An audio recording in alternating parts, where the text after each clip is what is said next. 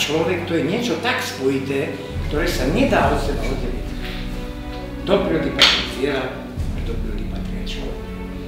Človek bez prírody môže byť? No nemôže, ale príroda bez človeka môže.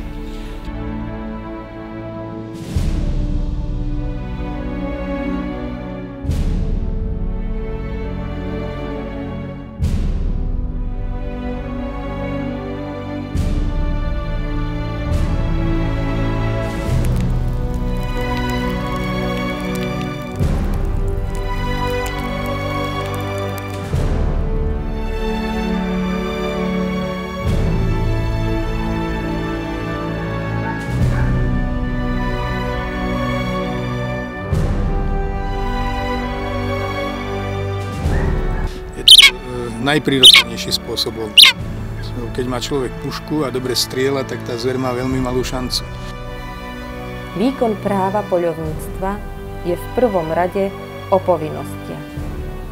O celkovej starostlivosti o poľovnícky revír. Až na ostatnom mieste je vlastná poľovačka, vlastný lov.